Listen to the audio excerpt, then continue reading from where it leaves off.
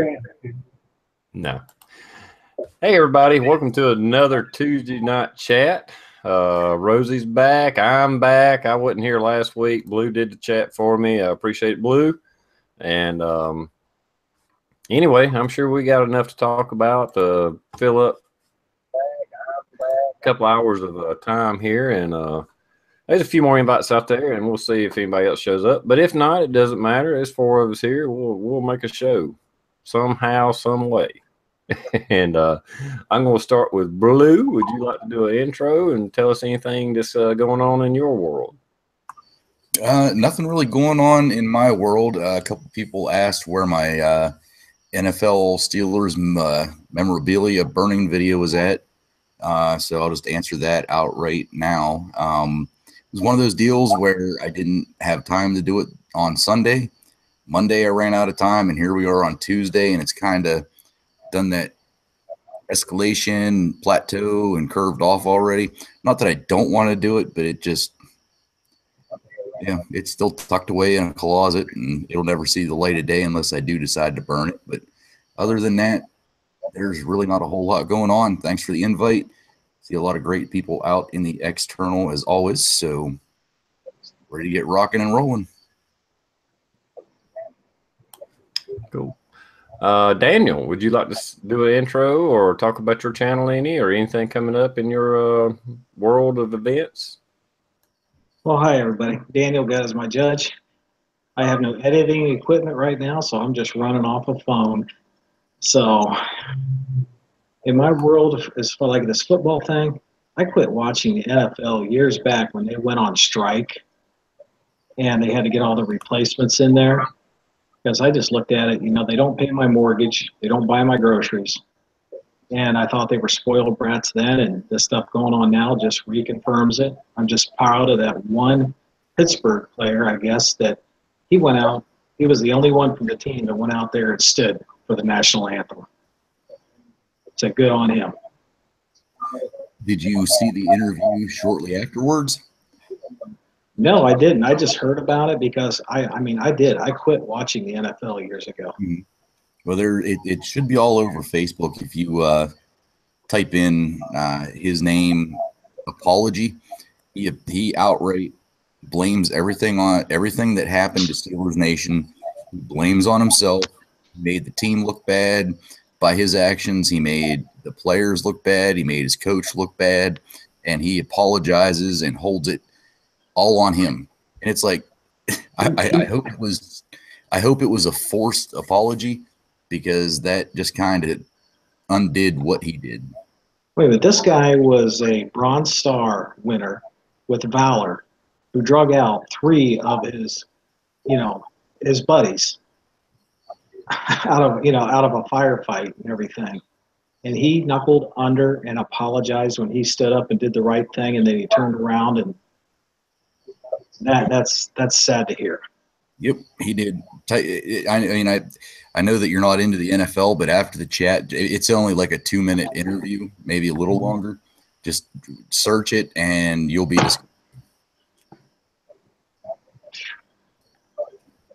Man. I'm sure from what I gather and what I've seen, it was more of a forced little thing. So I hate that he apologized, but I'm sure it had something to do with threats made to him in his career and blah, blah, blah, Anyway, we'll get into that. Yeah. Rosie, go ahead and do an intro, and then you can follow up. I'll let you, as usual, start us off with whatever's on your mind and what you want to talk about, and we'll go from there. Don't you love it when guys do the right thing and then they backpedal? I didn't stand with the team, because temporarily you had a set, and then you backed off from that. That really irritates me. But let's get to it. Last week, I didn't know you weren't having a TR chat. TR did. We went back and forth, but I was down in Berkeley. I was very stimulated with the events of the Antifa stuff that came down in August and the pending free speech week that came up this week, the 23rd through whenever, which they've canceled a lot of those events, to get down there and try to get the entire backstory of Berkeley. And I started it, I called it the Bad Boys Adventure Tour, and I started it in San Quentin, and I think y'all will enjoy the videos. I went to where they actually have a gift shop, if you can believe it or not, stood right in front of all these murderers' works of art and stuff. It was really a creepy thing. But I got over to Berkeley, which was the main event there, and we spent the night, took the band down, and got the whole backstory beginning in the 1930s in a series of 10 videos that y'all might enjoy if you're into the whole genesis of all that free speech gone bad at Berkeley. You know, them wanting to govern free speech with all of the showing you the very spots where free speech was born, and incorporating some of the video and photographs from the 1960s and the whole genesis. If you may find that interesting. In addition, I don't talk about it much, but I do have a blog, and I put that on the side over there. That's a much more longer sort of academic look back at free speech and Berkeley that y'all may, those of you who are inclined, can bookmark that and check that out. You'll have a real good understanding all back through the 50s and 30s, 40s, 50s, 60s, and 70s. So that's that. I just want to encourage you all to check out that video series on the channel, because we talk a lot about that here, and free speech and what it means, and it ties into, I'm sure we're going to be talking about the NFL tonight and the demonstrations of free speech there. On the economic front, I think it's interesting. You got to like Janet Yellen, our Federal Reserve chair lady. She gave a speech today. I can't remember who was in front of, and she's got no fucking idea which way the economy is going. She's talking about, on one hand, that we face the possibility of a constrained and tightening labor market, which we've talked about on here before, that A, a lot of people don't want to work anymore, and B, there's a much diminished workforce that makes it very hard to expand an economy when you don't have an expanding workforce. And then she talks about, on the other hand, we may need to introduce more stimulative quantitative easing. I almost fell out of my chair. Can you imagine that? I mean, 9 fucking years into this recovery, and we're still talking about quantitative easing and administering the drug to to try to keep things limping along here. So put on top of that the stresses, of course, and for y'all of you in Texas and Florida, I didn't really have a chance to say. I hope you, I hope you all weathered the storm okay. And Puerto Rico is now worse than ever down there. But other than that, to me, it looks like I still think we're kind of rolling over the top here, and we're heading into some problems ahead. I can definitely see some things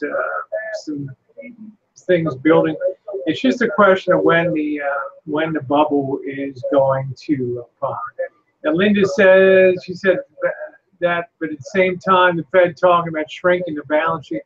How are you going to shrink a balance sheet when you're still running $300 billion plus deficits in a year? And I hope they unwound a lot of their holdings that they have and reduce their balance sheet, because they may have to take on another load coming up when things go bad here. So stay tuned. So I don't really have a lot, but if somebody has something on the side, that's fine. Juice says somebody, hey, Juice has feedback. I don't think it's me. Yeah, I think it's just a TV or radio or something got going on. It's not very loud. It's just in the background. Yeah, she's out to lunch, so that's that.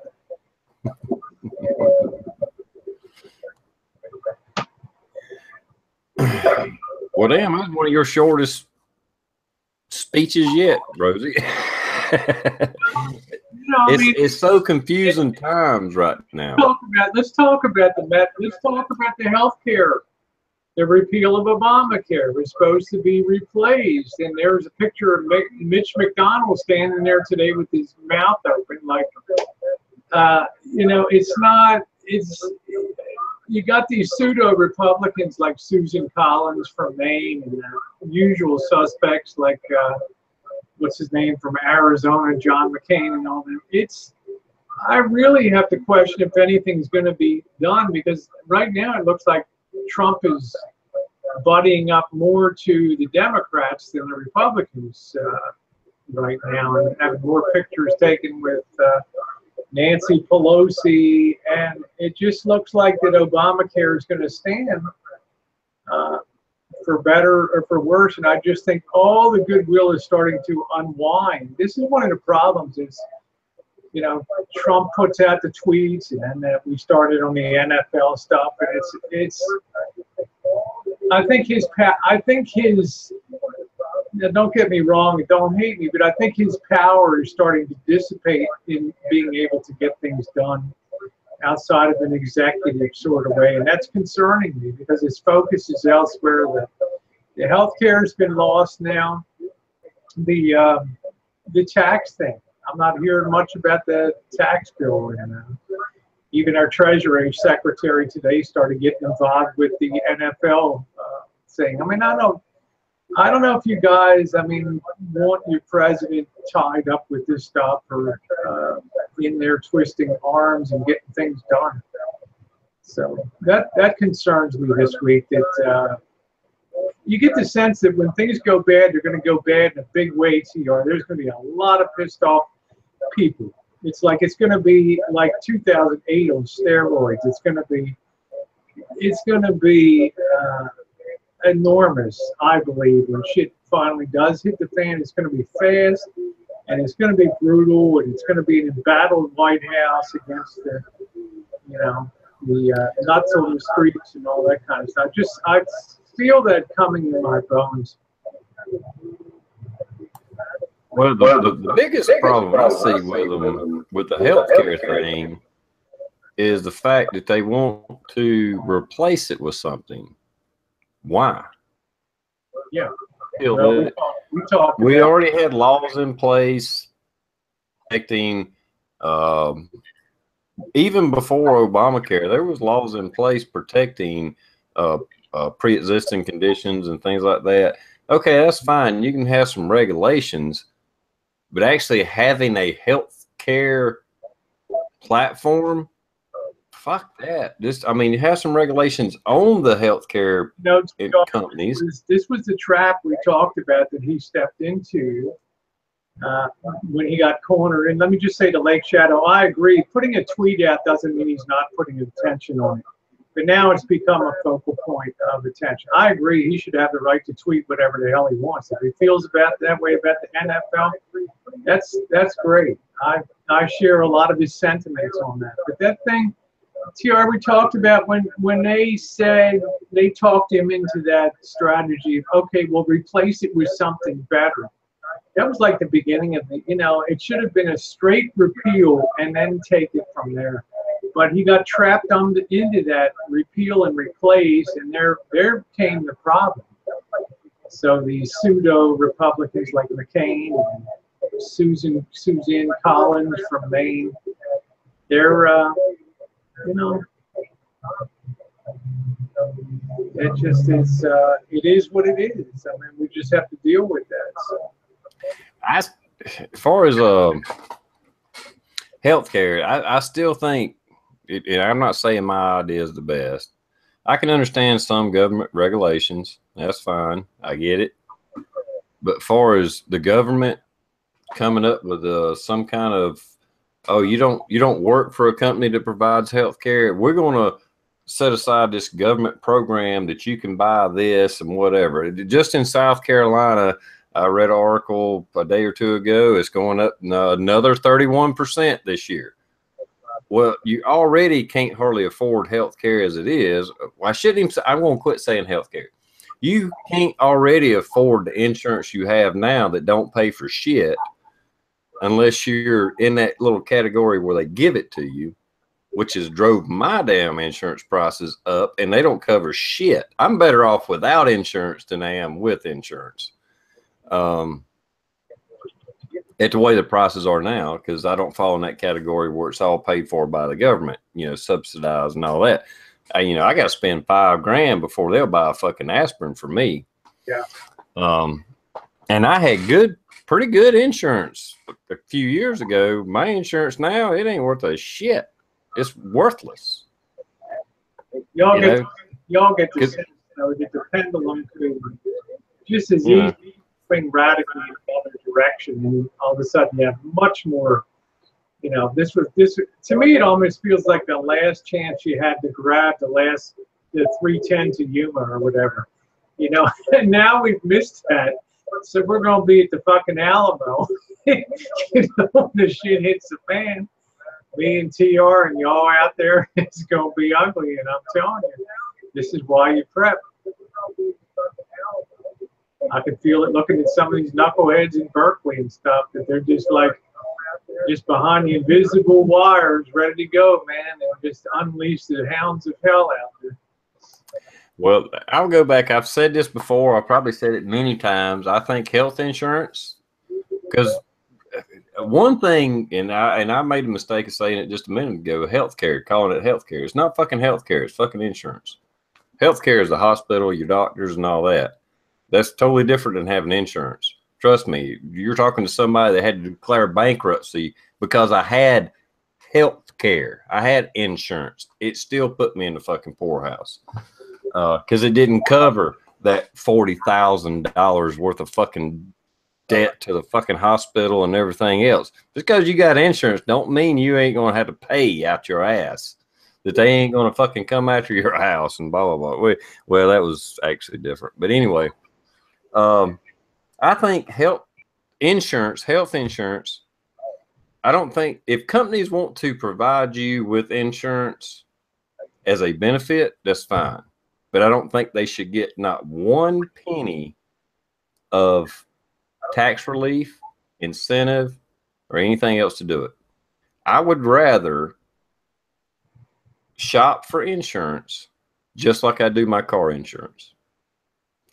So when Blue Cross Blue Shield or United Healthcare or whoever else, you know, like I'm stuck where I work at, I have to prove I have insurance. They offer insurance. It's not worth a fuck. And in the last 10 years, the premiums have gone out the ass. The benefits have gone down to nothing. And I'm stuck. What am I supposed to do? I either buy their insurance or go out there and get Obamacare, which is going to be even more. And I think I should just have to shop for it. They should be advertising on TV, you know, just like Geico and Allstate and everybody else. You know, I call up Blue Shield. Hey, single guy, 49 years old, blah, blah, blah. What's your rates? What's it cover? Well, you're high as fuck. I'm going to go somewhere else. Let them compete for my business. Right now, they don't have to compete. And that's why our damn health insurance has gone out of the damn sky. And they don't have to cover shit. They don't have to do nothing. They don't have to cover not one dime. They're not by law have to cover one fucking dime, but they can charge you $800 a month for insurance and not cover anything you ever do. Mm-hmm. You're right. You're exactly right. So it's of no benefit to you, basically, unless something catastrophic happens. And then they'll be there squeezing that 5K out of you. You believe that? They're not gonna take a write-off on that when they got a live one on the line.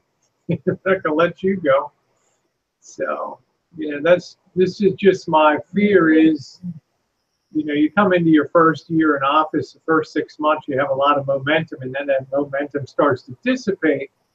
And then about November of this year, attention starts turning to the midterm elections in 2018. You know, people decide, do they want to stand with Trump again, or do they want to start distancing themselves from him? So that's going to be the next cut that's going to be made. I guess the question is, could he get elected today? You know, if he was running today. Depend on who was running against him. Yeah, apart from Hillary. To yours favorite. Well, I will say this, and I seen somebody do a little blog thing on Facebook or whatever. You know what? This NFL, these protests, you done more to help Trump, all you players, because this NFL thing is all about Trump, period. You can slice and dice it and look at it, whatever, but you think about it and go back and kind of piece it together. It's all about Trump because Trump made a comment, he made a tweet, or no, he done a speech. And then the NFL rejected him. And how did they reject him? They pissed on that flag right there. The NFL did more to get more support for Trump than anybody has done in a long time, or here lately, because that was a direct result of them saying, "Oh, fuck you, Trump. You can't tell us how to do our organization, so we're going to piss on the fucking American flag. We're going to set it on fire. We're going to whatever. We're going to shit on it." And American people are speaking up, and they're like looking at it. It's like, okay, you want to protest the president by pissing on the fucking American flag? Fuck you, NFL. Well, Blue said that he was right there, ready to go, and it kind of crested over a little bit. Maybe it'll dissipate. I think every week it's going to be in people's faces. Every week that they see it now, it's going to be a constant reminder. And I'm not telling you get your gasoline, Blue, but I'm just saying. Here's the thing. It was set out in the external chat right whenever we first started that I'm going to butcher his name, Pedro Alvarez, the Steeler that stood outside the tunnel. His fucking jersey was like the #1 selling for like the last 2 days. That still pisses me off. It's not because he went back and said, "I'm sorry, I did this, I did this." You dumbasses are still giving money to the NFL. You dumbasses that turn on the TV just to see what's going to happen during the national anthem, you're giving them ratings. I don't know how the rating system works, but I'm pretty sure if you tune in, it gets a little click that they checked in. I'm sure it goes by kind of like YouTube with AdSense. It goes for how long the program was watched and everything else. But stop watching it completely. I'm done. I did a video yesterday. I'm done. 50 years. With today's technology, it's not like back in the 80s or whatever where we had rabbit ears on our TV. They didn't know who was watching what. They had to go by Nielsen ratings. Oh, bookie filled in. Yeah. And to do that, they actually gave you a box that was tied in so they could know what channels you watched and when and all that.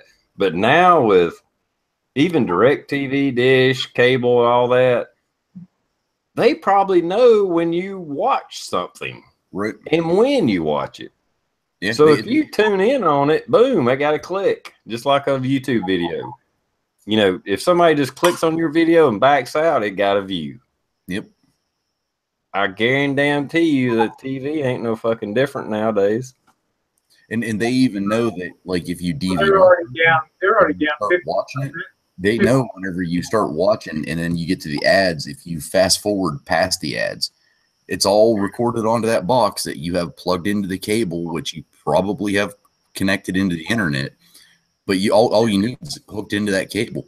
Them sons of bitches, if something goes wrong with my DVR box, they're like, all right, well, we're going to do this, this, and this, and this. And within a matter of moments, they're doing shit to my TV from some offsite place. I don't have the internet cable in it. I just have the TV cable in it, but yet they can control my DVR box through that. So they know exactly what the hell's going on.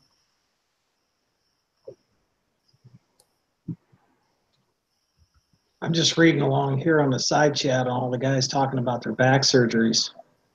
And I just realized last week when I was talking to my insurance company, But I've been down for 2 years for this now.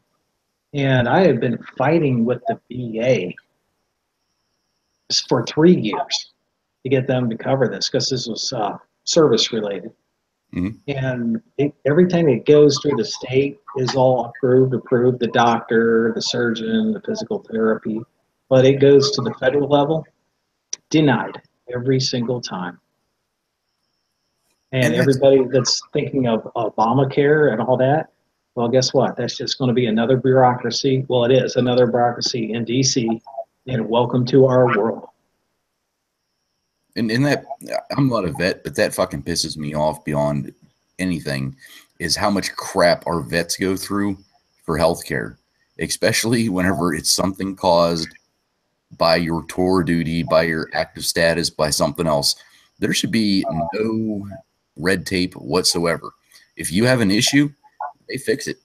I mean, that's the drum we've been beating for 2 years. Yeah. Mostly the first year, TR had the Tuesday night chat. Was this veteran still struggling for stuff out there, still fighting to try to get, and they've got to stand behind all this DREAM Act, and all this other kind of crap. That's unforgivable in my mind. Yeah, to get the surgery, I had to go use my private insurance. Yeah, I knew, you should I get, knew, you know. Yeah. I knew it was coming, so I made sure I had insurance up the wazoo on it. Yeah, So, yeah. 40 acres and a fucking mule too, you know. Veterans should have everything. But I just consider myself lucky. There's a lot of guys that don't have arms, legs, and some of them didn't come back and they're dead. And you got NFL players making millions. And how about that one guy that gave up his NFL career and got killed out there in Afghanistan? I wonder, I'd love to see them to put Pat Tillman's name up on the screen during the Pledge of Allegiance, or the national anthem. And just then watch all those other douchebags just taking the knee. You get the sense sometimes that it's like, you almost feel like they treat Veterans Affairs and the VA, they almost treat it like a nuisance. Oh, Jesus, these guys are back again. They're never done. Well, how would you like to go out there and put your life on the line and risk it? Yeah, that you get a little extra compensation. A lot of extra compensation in society. Not only are they doing this, but they could be doing other things to further careers and stuff. So it really irritates me that I often get the sense like, oh, here they come again. The VA with the next problem they want to whine about. It's unforgivable. And what the big holdup and everything is, it's a bureaucracy. That's where everything gets stuffed up. The farthest I got was to talk to a psychiatrist because I guess all the pain was in my head and I was crazy. But if I do drugs or if I tell them I'm suicidal, bam, I'm instantly approved. But I don't go down that road because I'm not. I'm not on drugs and I'm not suicidal.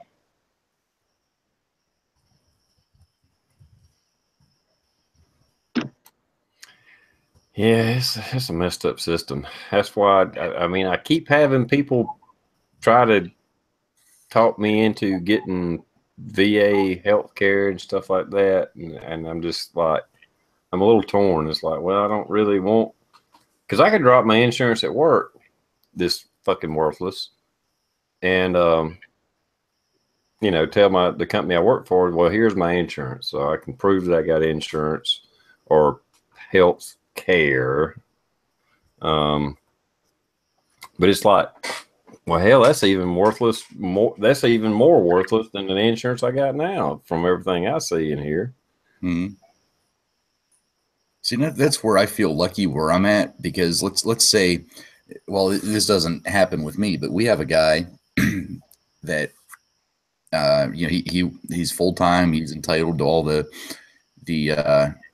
insurance benefits and all that stuff. However, he doesn't take it because he has better coverage through his wife, who's a state employee, and they pay him not to be on the insurance. It's like, I mean, I don't know. I guess it's depends on what, I don't want to say what work you do, but what plan your work has. And it's ours, as far as I'm concerned, the insurance that I have is absolutely awesome. You know, if like the kids, if they go for what they consider a wellness check, it's a doctor's appointment. Basically, it's a physical. That's no out-of-pocket cost. That's the same for all of us.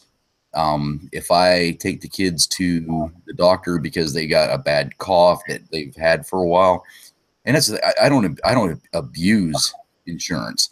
You know, my kids, I don't want to say they better be on death's door before we take them to the doctor, but if they got a runny nose or they got a cough, they don't go to the doctor's office. If it's a prolonged issue or, you know, a fever of 104, you know, we're getting to that point where it's like, oh shit, we take them. That doctor visit is $10 for that kid. That's out of my out of pocket is $10. And that's the same for me or anybody in the family. If we have to go to the ER, which is the most expensive, like whenever I was an idiot and stabbed myself on Christmas Day, that was $100 for some stitches, but that's just what my copay is. It's $100, but everything else is covered. And it sickens me to see people that have this insurance that you have this outrageous $5,000, $8,000 deductible before it even kicks in. I would never, I got a family of 5 and I'm pretty accident prone. We would not even get close to that. What discourages me, Blue, is when I get the overnight reports of hospitalizations or intakes at the emergency room and stuff. And you look down the list of that intake, stabbed as a result of fight, fell down in the curb drunk and hit head. There was one today, had a rash and came in. And these are all people that, for the most part, are on, you know, almost to a person on state Medicaid here. And this is costing $2,000 a pop every time one of these people comes in for one of these avoidable or ridiculous things that they could call a primary care physician, and within the next couple of days have it, you know, a stomach ache, but most of it, so much of it is drug-induced hallucinations, and you know, went out of control here or there, or began fighting in the park and got injured and had to be brought in by ambulance. I mean, that's $1,800 for that ride just to get the ambulance to take you in there. And I mean, I just can't tell you the amount of resources that this stuff just chews up. And see, I want to ask you guys on the panel and in the external also, where I live, the ambulance service, it's a completely paid ambulance service. However, they are non-profit. I don't know how they do that. I don't care how they do that. However, they send out every year a subscription package. It's like if you're a single individual, it's $20. If it's a family, it's like $47 or $50. Now, I pay that family rate every year, which let's just say $50, just for the chance that I may need to use an ambulance at my house. That covers everything. If you pay that $50, that covers absolutely everything on your ambulance trip. If you're not a member, you better hope your insurance covers it. And I'm just kind of, I want to see across the board if any other communities have that type of deal, or is this like a non-existent in the rest of planet Earth? we don't have it here. It's part of our, I guess, our property taxes that we pay here. So No, I haven't never heard of it here. I always know that ambulance is separate from everything. Wow, that's okay. There's Lake Shadow 100 so far. That's the only person that I've seen that says that they have that option. Yeah, even that emergency room visit that I had to get the bullet removed. I remember looking over, and it's always been that way. As far as emergency room visits, my insurance doesn't pay shit for that. I mean, it's like I already got to hit a $5,000 deductible before they pay anything. But if I go to the emergency room, they don't even. It's beyond that. It's like they're not going to pay for shit if you go to the emergency room. It's fucking worthless. It used to be pretty decent a few years ago, but it's not worth a damn now. For me to go to the doctor is $100 using my insurance, and I can go to doctors that don't take insurance, and that same visit is $60. Yep. You're So, right. what's the fucking use of having insurance? Because if I have a bad, just like this, the bullet in my arm, if I have something bad happen and I go to the emergency room, they'll treat me whether I got insurance or not. They can bill me, and after so many years, they'll quit billing me and they'll get paid by the state. So fuck them all. I mean, if you're going to overcharge me for, you know, a 30-minute fucking visit, you're going to charge me $2,000. So far, that's the bill I've got. It's $2,200 so far, because I didn't have my insurance card with me when I went to the hospital. I had insurance. I have insurance, but I never activated the card, and I never put it in my wallet because it was fucking worthless. But anyway, so I told myself, well, I got insurance, but I don't have my card with me. So far, my bill has been $2,200, and I was there like 30 or 45 minutes. Wow. And now you can tell, but that covered, I'm sure they did an x-ray. They did the extraction. They did a couple stitches. No stitches. Oh, so that was it. They did the extraction and that was it. They did do an x-ray, and they did pull it out. That was it. I didn't even get a prescription for fucking pain medication. I didn't get, the only thing they done was local anesthetic and jerk the shit out. That was it. It was that Band-Aid that they put over top of it. That's what cost so much. Yeah, the Band-Aid was $1,500, I think. But like I said, I mean, I'm going to send in my insurance information with a bill I did get, just to see how much it does knock it down, or if it knocks it down. And you know, y'all can all hate me, I don't care, but I'm not sending a dime to the hospital. I've already been through this shit many times with my wife and different things. All they'll do is keep my damn state income tax refund for about 5 or 7 years, and then they'll write it off. Actually, I would write this down on a piece of paper, TR. Once you send that insurance claim in with a full out bill with the insurance that you have, I would actually do a rant video on it, just because I mean it's current. People need to know this is what we're getting screwed on. I mean, how much money? I mean, literally, if you didn't have to pay for your insurance and you actually sat the money back, you probably could have covered it. Well, I know I've told this story before. I hate to bring it up. It's a little bit of a sad story. Let's just, since we're talking about this, all right, in 2002, 2003, maybe somewhere in that area. For those that know about my wife, my first wife, she had brain tumors, and they tried to remove them. The brain surgeon she had thought the best guy to do it was in Charlottesville, Virginia. So he sent us up there to try to, him to try to remove the tumor.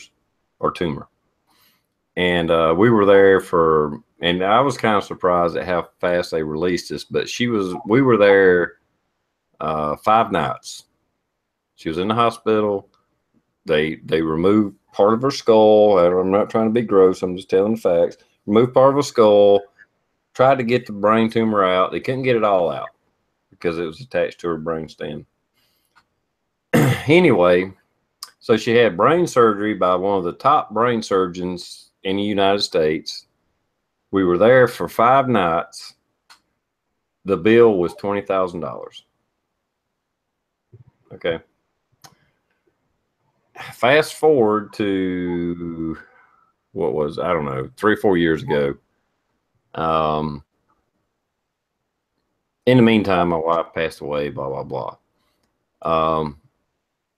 I had a lower hernia. All right. I was in the hospital for 4 fucking hours. Here we go. The bill was $17,000. There we go. There you go.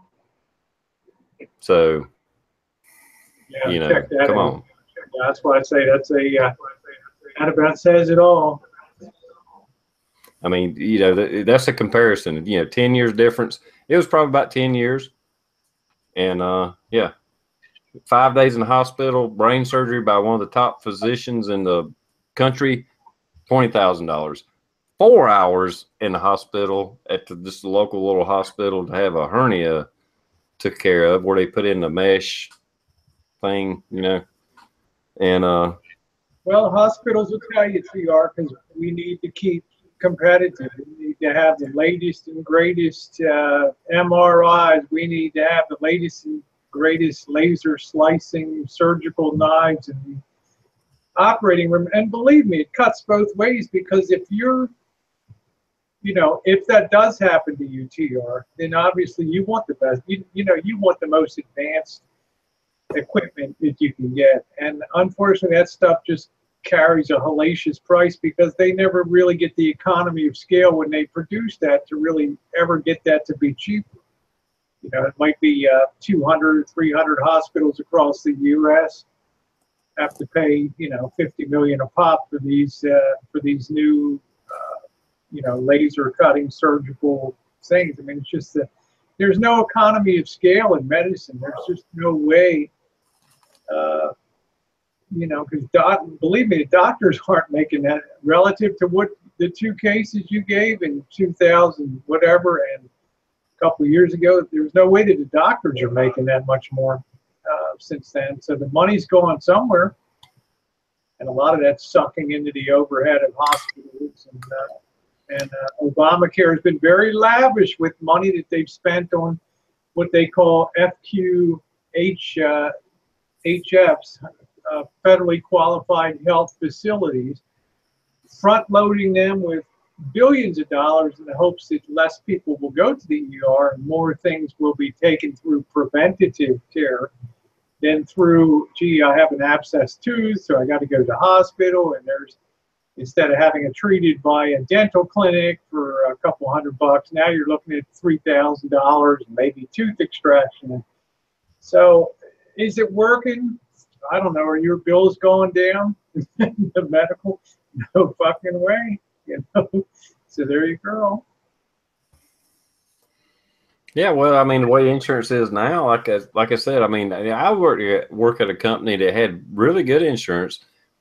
When I was saying that it cost me, it was actually like right at $90. It was like $88 to go to the doctor just for a checkup. You know, I'm in my damn near 50 years old. Last few years, I've been just going to the doctor and saying once a year. That's usually the most I go to a doctor. I haven't been to one in a year and a half now, but or maybe 2 years. You know, hey, check my blood pressure, blah blah blah blah. You know, I mean, I get it. You know, I got a little getting up there a little bit. I mean, I'm not an old man by no means, but you know, I had insurance. It never costed me a fucking dime to go to the doctor. I could get a prescription. I could go to the doctor. It didn't cost me a dime because they put $1,000 into an account, the insurance I have, and I still have that same fucking insurance. They put $1,000 in my account every year, and if I didn't use it, it rolled over. So actually, I had like thousands of dollars built up in this little so-called bank account, and I go to the doctor, you know, whatever his bill is, $150, $200, whatever, didn't matter. They take it out of that, I didn't pay a damn dime to go to the doctor. The last time I went to the doctor, like I said, hell, now I think about it, I think it's been 2 years because it's got screwed up. I get a bill for $90 almost. And I'm like, well, hell, I didn't even have to go to the doctor. I just went because I got that $1,000 a year that's actually building up. But what the insurance company did is like, he charged too much for this, so we're not going to pay that. You got to pay the rest of it. We'll pay like $60 of it. Yep. And it's like, well, fuck that. I ain't going to the doctor no more. The other problem is probably 25% of medical costs that are billed out are never recouped. So guess who has to eat that 25% gets respread over top of the other people as further overhead to be factored in when you price hospital services to try to cover that. And they'll all tell you they're just barely staying afloat, you know, with the way the reimbursements go and stuff. So, well, that's why I said it was cheaper for me to go to a doctor that don't even accept insurance, because they don't have to have that fleet of people behind the counter that's filing insurance and refiling insurance and doing all this paperwork. They're just like, oh, you need a doctor visit? It's $60. Bam. Give us $60. He'll talk to you for, 10 minutes or whatever it is. And, they got like flat fees. This is this. If you need this test. I mean, of course, you're not going to go there and have surgery done or anything, but just as far as a normal, I got the flu, I got an ache here, whatever it is, whatever you would go to your normal family doctor, that's what they are. They're a family doctor. They just don't accept insurance. $60. Walk in the door, pay them cash, credit card, whatever, and they'll address any situation you got. If they need to refer you to somebody else, so be it. But they won't even accept your insurance. Now, do you still have those type of doctors in your area? Yeah. That's what I'm saying. There's one that opened up just a year or two ago because of all the insurance costs, because of them having to have 7 people behind the counter that ain't doing nothing but filing paperwork and trying to get insurance companies to pay for shit and refiling shit and all that. They said, no, we ain't going to do none of that stuff. We're going to have a receptionist at the at the desk. And she'll take your name and information and don't even give us the insurance card because we ain't gonna take it. Yeah, we don't have that type. We're doing what's called boutique medicine, where they don't take insurance. You pay so much a year to be part of their practice. Whether you use them or not, you paid. It's like being in a country club, right? That's one thing. They call that boutique medicine. So you always have a doctor that you can reach on the 14th hole at the golf course if you need to, if something's coming up or whatever.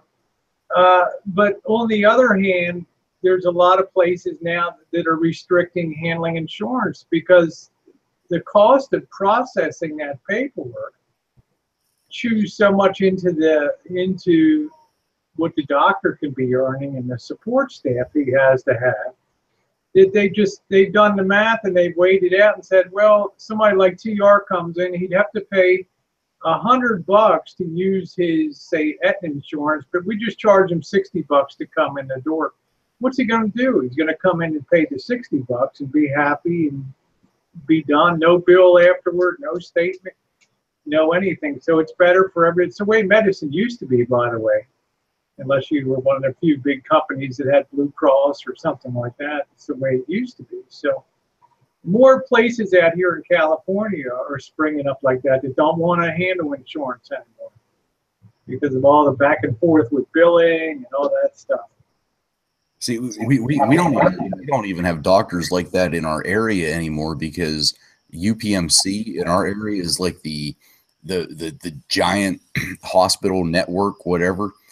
And as soon as, like, if any type of doctor like that opens, it's shut down almost instantaneously because, the big dogs get on them with lawsuits and everything else that they're not conforming to this, and boom, they're done. So we don't even have that option here.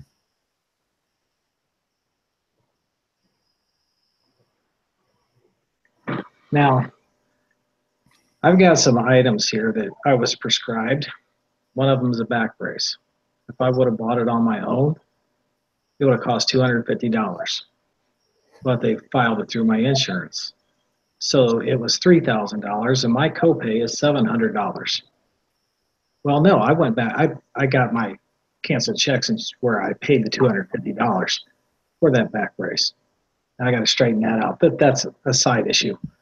I have this other item. It's a bone stimulator, and it was over $6,800 for just this little pack, a little bone stimulator. It says electric current through your body. $6,800. Where my sister works, their office sells the same one for $1,500. So it's insane. It's crazy. This whole insurance game. It's now the Fed is in charge, and you got it. So people are going to charge whatever they want, and you're still going to take more out of your own pocket, which would have cost me $250 is now costing me some $700.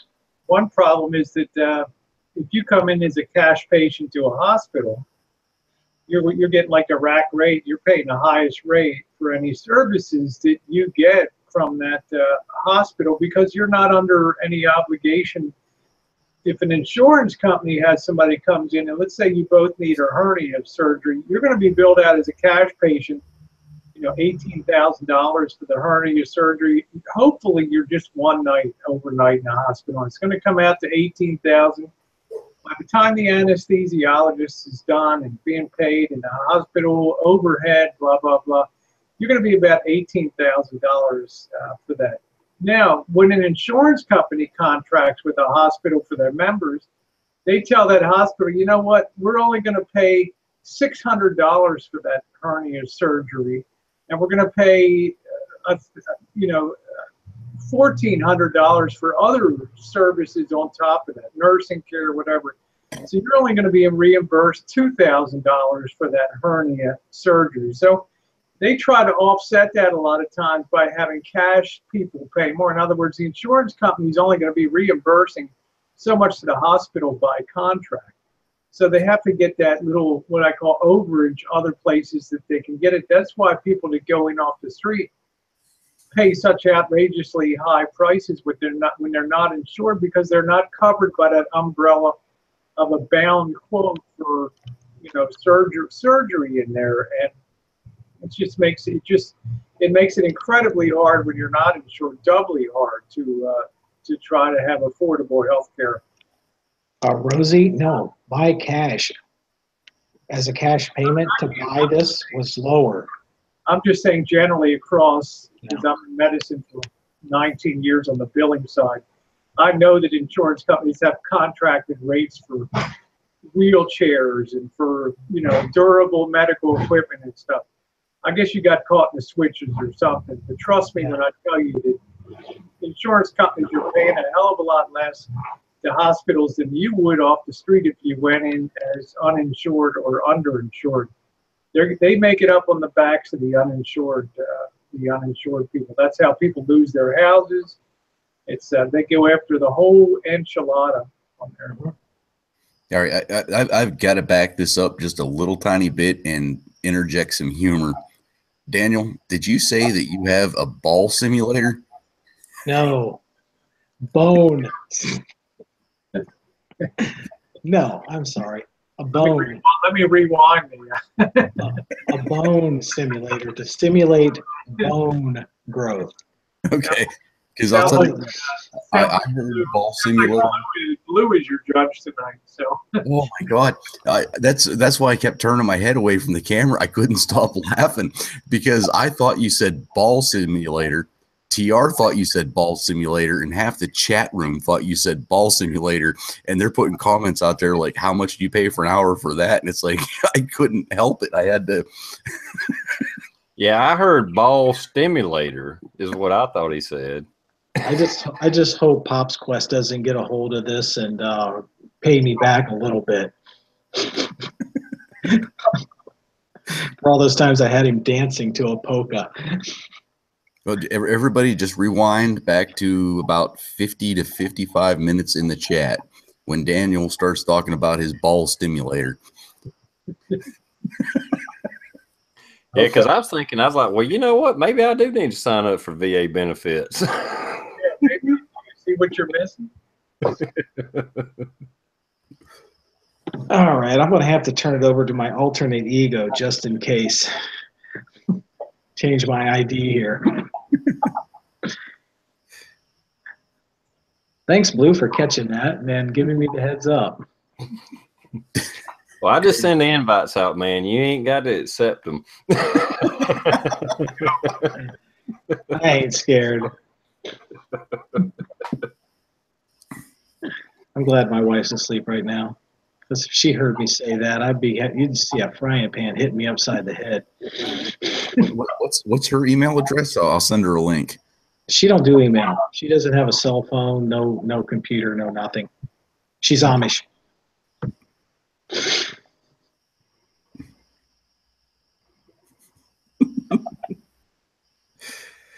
Oh shit! I hated to ruin the serious conversation, but that was too funny not to go back to and revisit. I was trying to follow along, and it's like I'm going, what the heck are they talking about? And then it's like me. Okay. All right, Robin Hall. Did you say that, Daniel? I guess I must have. All right, everybody had their laugh now. Well, I don't know that you actually said it. It just sounded like that's what you said. Well, I'm trying to be quiet. Yeah. Because everyone's supposed to be sleeping here. Well, we don't have to be 100% serious all the time anyway. So, and you got to remember, we've talked about this before. I know your channel and a lot of things you do are a little different than some of us, and we have a clouded kind of brain thing, and sometimes we hear things. It might not be what you said; it's just the way it comes across to us because we're a little bit crazy in the head anyway. So, TR, no, I am like that too. It's just that I try to keep a muzzle on it as best as I can. And you know how many scars I have on my tongue from biting my tongue from keeping my mouth shut, because there is so much more that wants to come out. It hurts. Go. Well, you mind if I change the subject? Is that okay? go right ahead.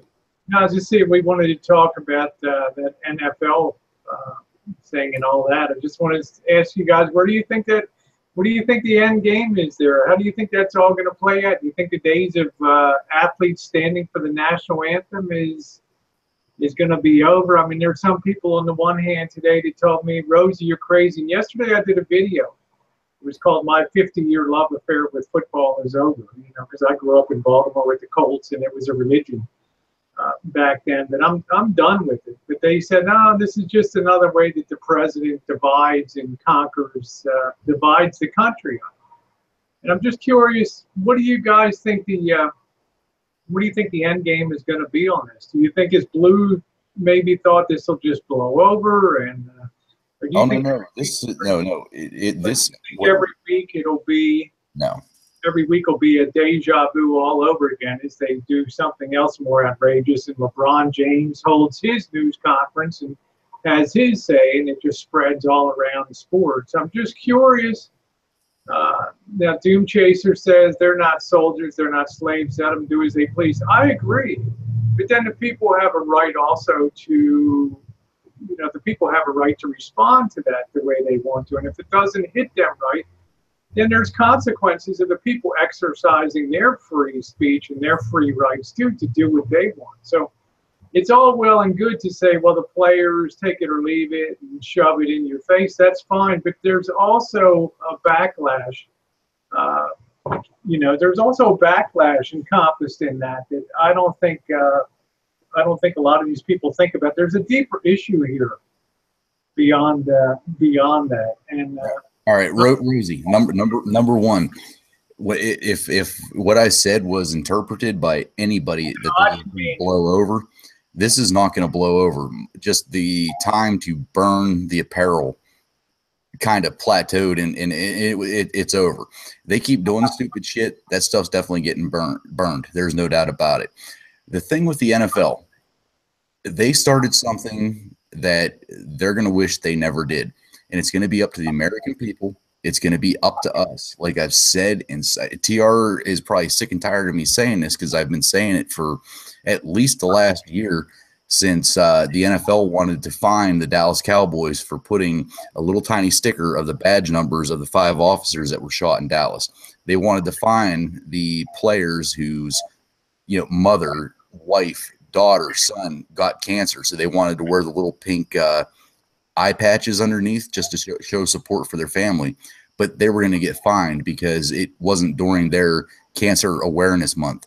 The NFL is done. I guarantee you they're done. The thing that pisses me off is the people that still, like we've already talked about, they tune in to see, what's going to happen.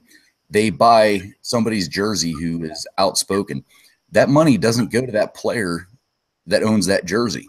The money goes to the NFL. Stop doing that shit. Stop buying it all. Stop going to the games. It's going to be bigger than what they think. I really think that the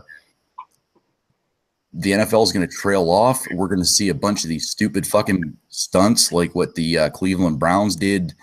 What was it, 2 weeks ago, to where the Cleveland Police Union was like, look, we're done. We're done with the NFL. We're done with all this horse shit with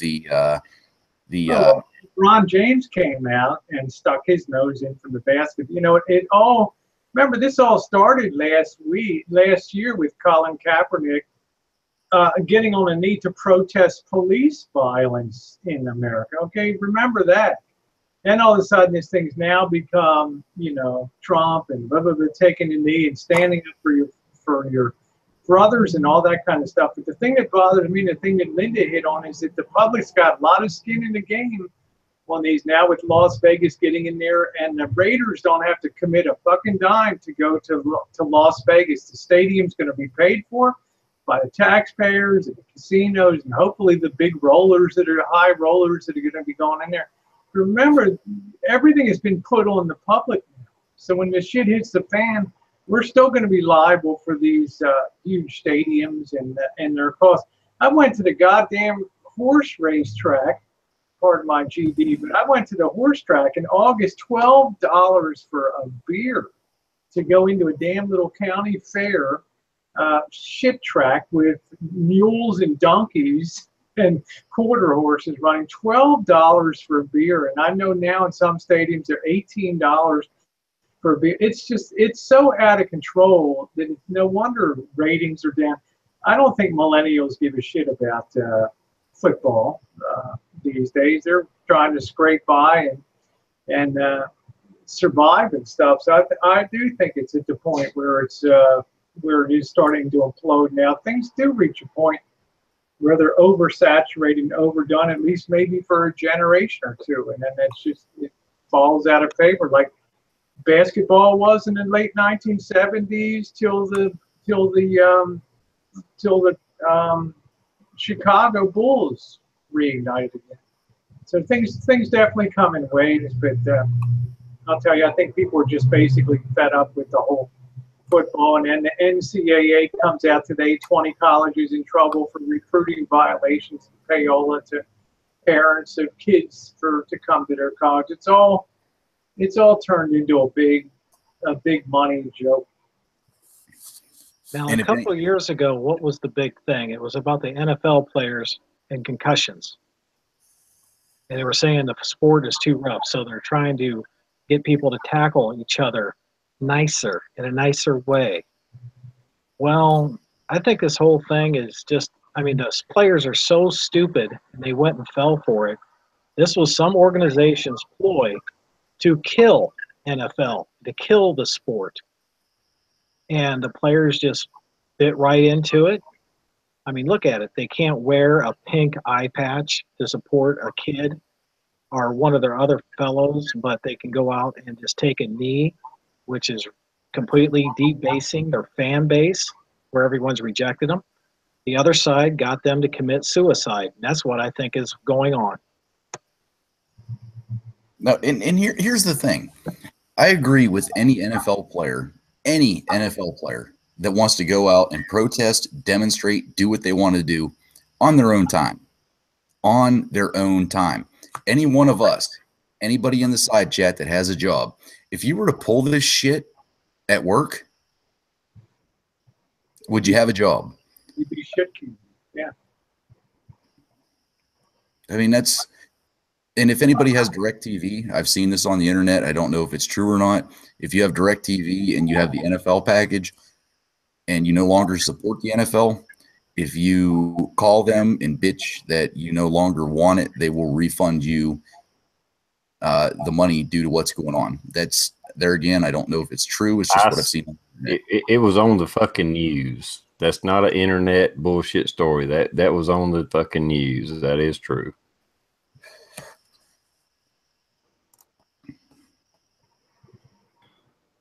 And okay, let me change. I'm not changing gears.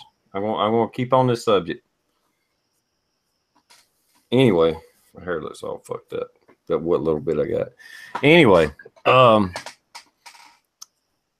what people, I was looking for a Constitution. I think I sent it off in a package, the one I had laying here.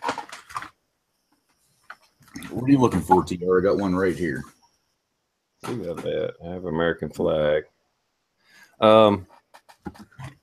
What people don't realize, yes, you do have freedom of speech, but do you, I don't think people realize what the First Amendment actually says, what it actually reads. What it gives you a right to do is you can speak out against your government, you can have a disagreement with your government, and your government, our government, cannot quell our speech. They can't shut you up. They can't, you know, silence you against the government. But anything in the public, you don't really have a right to free speech. The First Amendment only protects you from the government. So if you want to take a knee during a national anthem, you're right, you can do that. But if people quit paying you to see you run around on the field with a fucking football or a basketball or a fucking hockey puck or whatever it is, they can say, you know what, fuck you. You're right. You have that. You can do that. How many of you at work can, in the break room, start blasting Obama, start blasting Trump, Hillary, or whatever? The company can fire you. You have the right to say that to a point, and the company can say, you know what? Fuck you, TRprepper. You can't work here because you're too offensive. And there's not a fucking thing you can do about it because your First Amendment right does not protect your speech from your employer, from the public, from anything. The First Amendment only protects you from the federal government, period. Read it, Blue. All right. You want me to just read the amendments to the Constitution of the United States? Amendment 1? Just Amendment 1, First Amendment.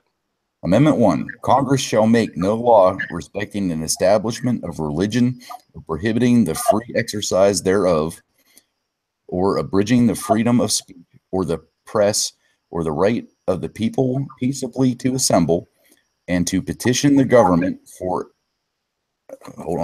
petition government for a redress of grievances. That's the First Amendment.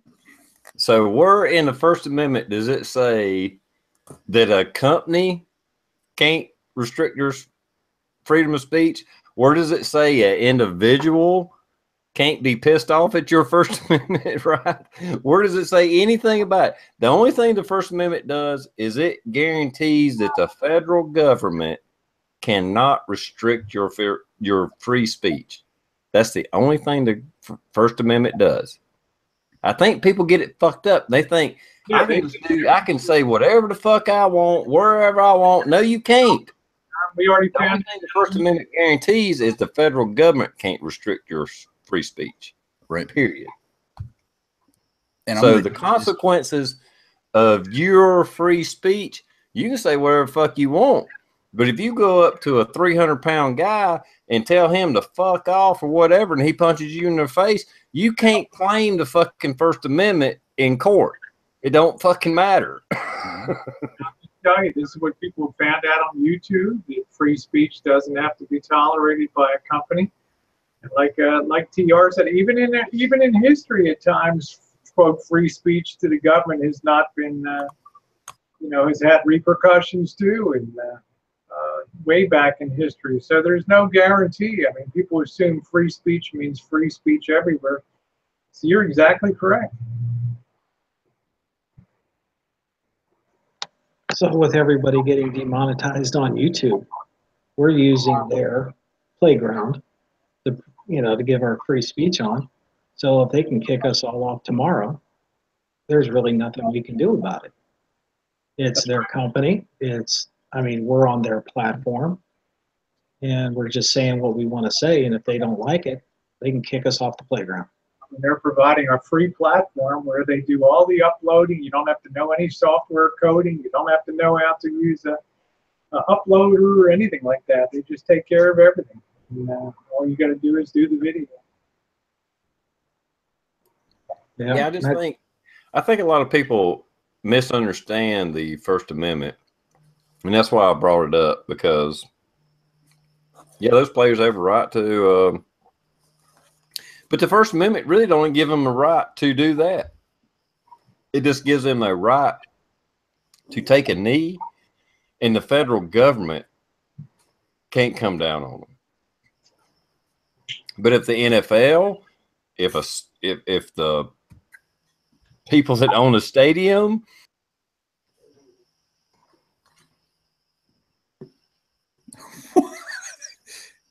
TR Rosie muted you. Me.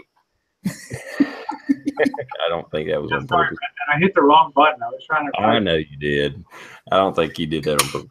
But I was saying, people misunderstand the First Amendment. If you read the First Amendment, just like Blue did a while ago, it don't say anything about private companies. It don't say anything about individuals. It don't say anything about a business, a state, even the state. It don't even say anything about the state. It just says the federal government cannot shut you down. They cannot shut you up. If you want to peacefully protest, and there's another thing, you get into the Antifa and these communists and all that. Peaceful protest is not beating people over the head with a fucking stick. That's not a peaceful protest. You don't have that fucking right. Mm-hmm. That right is not protected. You do not have the right to beat me with a fucking stick and say First Amendment right. No, it's the fuck not. You can protest. You can chant, you can whatever, say what you got to say, but you can't beat me with a fucking stick, because I want to shoot you in the fucking head. You attack me, fuck you. Now, TR, I want to take this up a big notch, and this is not anything that I agree with and or disagree with. This is just something that I saw today that I completely agreed with. What would have happened in the NFL over the last, let's just say, 2 weeks, even though it's been going on a lot longer than that, if you have white NFL players with a rebel flag running across the field? Is that their right? I don't think not when they're playing the game. It sure as shit isn't. Well, no, I think that's up to the teams and the organization they work for. If they allow it, fine. Just like the NFL allowed all these teams to kneel, and they're like, okay, we back them. Okay, well, you also get the repercussions of it. If all the teams, the players grab the damn battle flag of a Confederate Army and run across the field, and everybody said, well, fuck that, I ain't watching that anymore. Well, you can do that, but you're going to have to pay the repercussions. Here's what I saw, and it made me laugh, because I think it's so true. It has Eddie Murphy pointing at his head, he's going like this, like, think about it. And he's like, would the NFL liberals feel the same way about free speech, in quotes, if a few players waved a Confederate flag? People would be up in fucking arms, and you can't tell me they wouldn't be. Not us. Actually, I would be too. Yeah. There's no time for that shit on the field. You're being played or paid to play a game, and it's just. But if it would have went the other way, and they would start flying the thin blue line flag, or if they started flying the Confederate flag, holy shit! Can you imagine the uproar? Yeah, exactly. Well, it's very obvious what we got is double standards. I mean, whatever your point of view is, if it's the liberal view, they give you extra rights. Now, I'm not one who's going to sit there on a beach with a megaphone preaching about Daniel and God and everything like that, because people go to the beach to relax. But you see videos where people are being arrested for doing that exact same thing. But here you got these Antifa with clubs, with megaphones, loons full of piss, and hitting people with sticks. And the police are just standing by. Double standards. We have the law, make it equal among everybody, and everyone's treated equally and fairly under the law. Mm-hmm. Okay, well, okay, everybody's treated fairly under the law. I'm not disagreeing with what you said, but I want to make a point here. Do a Google search on police officers that have been suspended or fired for having the rebel flag hanging in their garage, hanging outside of their home, hanging anywhere. And it's all because of the the media and everything else. But if I go to work and I've got a rebel flag hanging off the back of my goddamn cruiser that I put there, by all means, yeah, I'm fired, I'm done. But what I do in my own home, because I don't believe that the rebel flag stands for racism. I don't believe that it stands for, slavery. I don't believe any of that. It's a piece of history. However, because of the backlash that's been caused, I can't put one up anywhere in my house with where somebody could see it and not get at least suspended. That's fucking stupid. That's where your communist agenda people have taken history and twisted it and taking something that was good and turned it into a lie. Just like the term liberal. It used to stand for somebody that says, hey, I want to smoke marijuana. I want to do drugs here in my own home. And it's nobody else's business as long as I'm not hurting anyone else. Well, now they've taken liberal and made it in, they just replaced the word progressive, and now it's back to progressive. It's just all down to one agenda.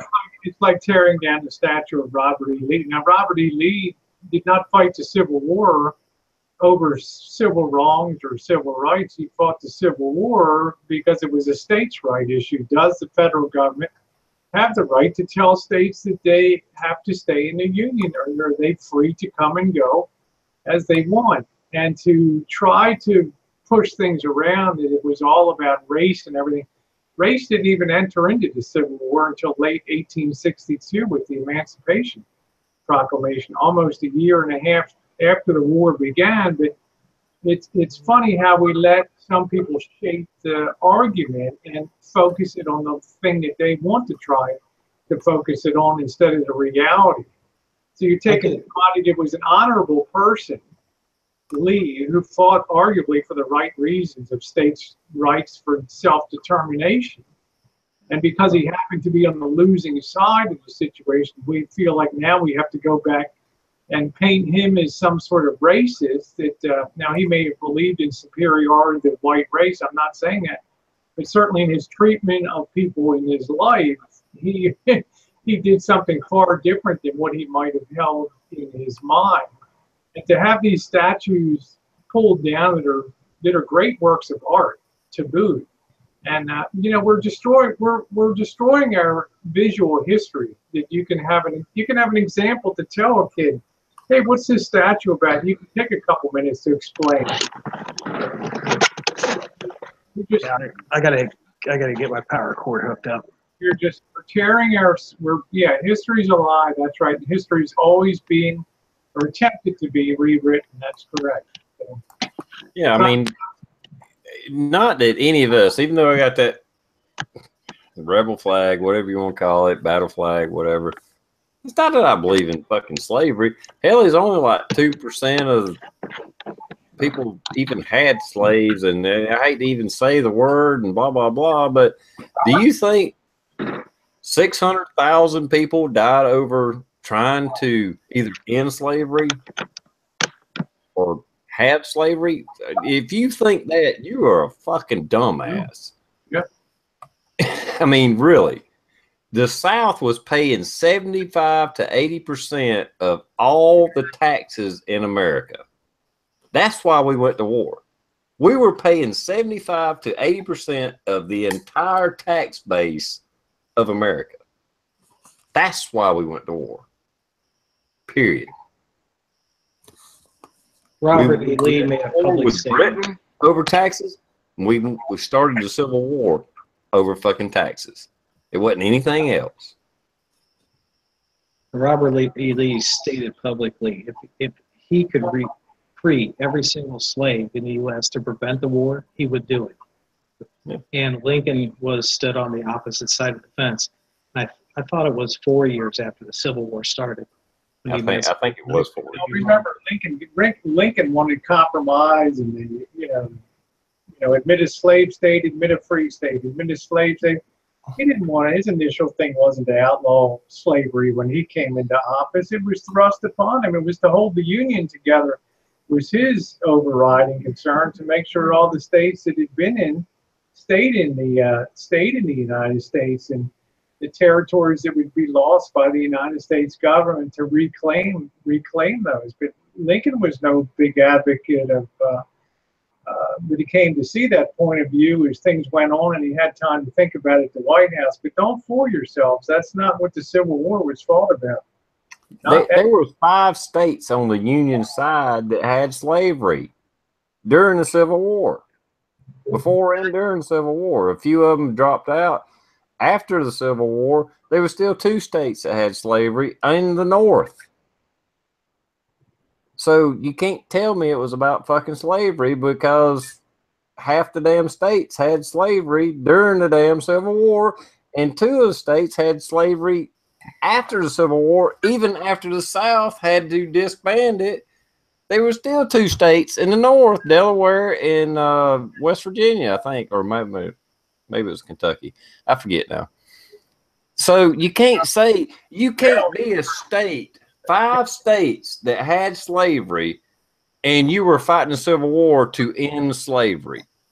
How ridiculous is that fucking statement? See, that tells you nobody knows their fucking history of what the hell is going on. We're dangerous. Why they pursued it is because the South was paying 75 to 80% of the taxes for the Union. When we dropped out, well, that cut out 75% to 80% of their income. That's why there was a fucking war, period. Well, I just think the South got fed up at being told the way it was going to operate, and then just said, we'll form our own union. You guys do what you want. Leave us alone. We won't bother you, and you don't bother us. And that's not the way, of course, it turned out. Yeah, like Linda said, there's no basis for Northern sanctimony over slavery.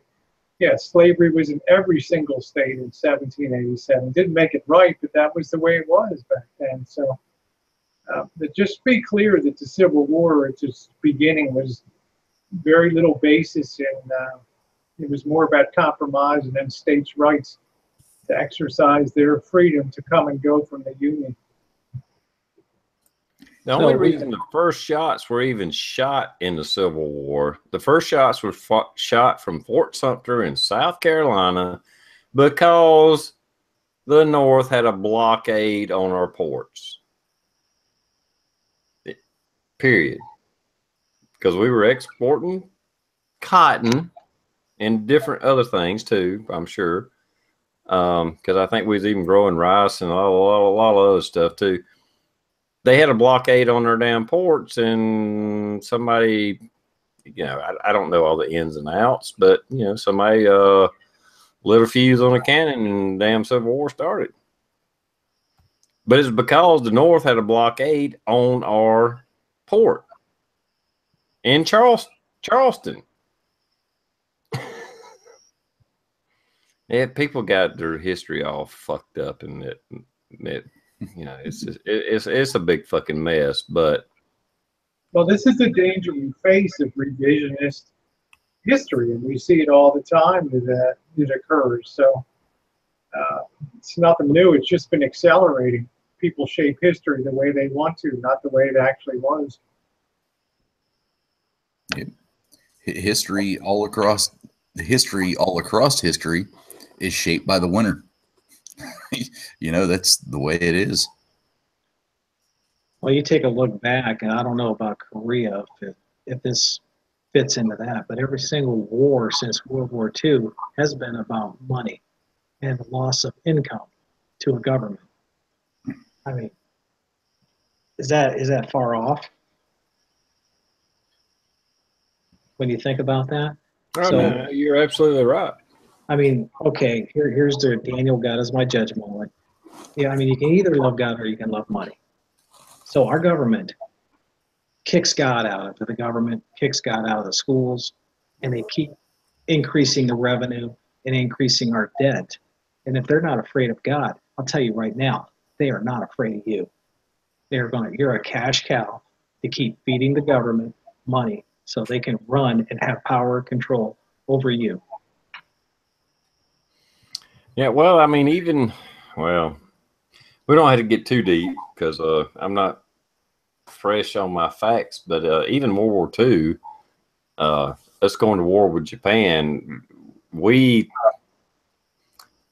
tempted them and we poked and prodded them into war to get us into World War II and then eventually take on Hitler. But we had so many sanctions and we was fucking with Japan so hard, we actually forced their hand into war too. It was a actual war. It wasn't a police action. It was a war. And, hundreds of thousands of people died. But that too was over money because it was over oil. We were blockading them from getting oil. Now, I'm not saying we were right or we was wrong. I'm just saying that's the facts. That's how that whole thing started. Japan didn't just say, hey, we want to take over the world, so we're going to attack America. No, it's because we was blockading them. We were cutting off their oil supplies. We were cutting off their steel supplies. We were like, honing in on them and blocking them off from the rest of the world, and they reacted. And, conspiracy or not, do your research, look into it. You'll understand where I'm coming from. And same thing with Hitler. Actually, I'm not saying Hitler was good or anything like that. I'm just saying the world was pigeonholing him, forced him into a corner. I don't give a damn if it's a squirrel. If you, as an individual, force a squirrel into a corner, that little son of a bitch is gonna fuck you up. And that's what happened to Hitler. That's what happened to Japan. We forced them into a corner, and they fought back. Yeah, the thing with Japan is right. I remember that we did have them under oil embargo. So, I mean, all this, it all comes down to money.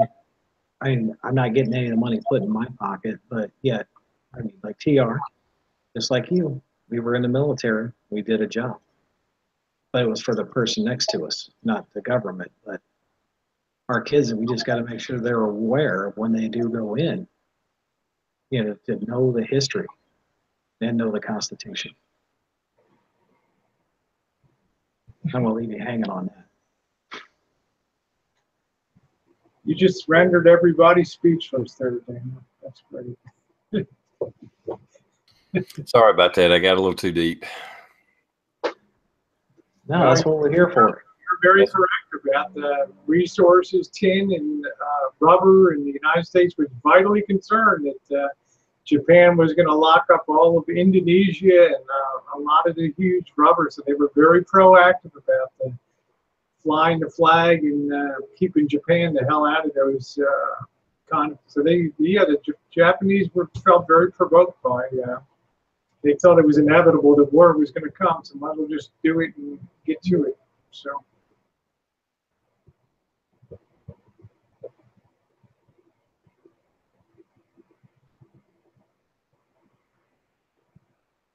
Well, that's it's sorry to go there. I don't know if, like I said, but my facts are a little bit blurry right now. It's been a long time since I've read a lot of that stuff. Um, but No, that's real history. That's yeah, that's my fault for reading. I read books. I don't watch the NFL. Hey, can I ask you guys something? Do you guys I'm going to say a name, and I want to know if you remember what this name is associated with. And I'm going to kind of time you so that I know if you do a Google search or not. The name is Dylan Roof. Do you remember the name Dylan Roof? Yeah, that's the guy that shot up the damn people in the church in Charleston. All right. That was pretty quick. Well, it's All in right. my state. So Let me ask you this. Emmanuel Sampson. that one I don't know, but I will tell you one tidbit of information. The Emmanuel Church that Dylan Roof did that shooting and started the whole controversy over this flag. There's a black Confederate soldier buried in their graveyard. Did anybody know that? Not until you mentioned it. So the whole thing with the Confederate battle flag, it just started all the controversy when this white little fucking prick, little dickhead, I hope they fucking execute him, went in there and shot up this church. There's actually a black Confederate soldier buried in their graveyard that fought for the Confederacy. yeah, there were a few regiments that fought for the South, black regiments. Yeah, but that was my point. I said Daniel Roof, and immediately TR, at least, somebody knew, and a lot of the chat people started boom. I said Emmanuel Sampson, and there was a big long delay. I'm not getting racial here. This is my spin on how things get portrayed in the media. Emmanuel was the guy that just shot that church up in Tennessee. How much coverage have we seen of that? And I'm not saying that to be a racist. I'm not saying that to be putting one spotlight on one race or another. I'm saying that because of how, and I will agree with Doom Chaser, this is the only time I'm going to do this tonight. That's how brainwashed that we get as a society, because the media picks up on one story and runs with it, and what they want to put their own curve on it and start so much controversy, and yet somebody else of a different color, nationality, whatever, does the exact same thing, and there's no coverage. None. Well, I don't want to say none, but damn near none. Well, and another fact about that shooting is that guy was a Somalian immigrant that is a Muslim. Yeah, see, I was talking to somebody about that today. They brought it up. That shit. And one person died in that, and other people were shot. But one of the people that went to that church went out to their car, grabbed their personal gun, and shot the guy and stopped. Mm-hmm. I mean, now you go to mine, half the women are packing where I go. I mean, we just, that's just the way we are. Hard target. And the thing is, I'm just looking at the comments here. Who cares how diverse the church was? Who cares how diverse what was? It is an absolute play on the media.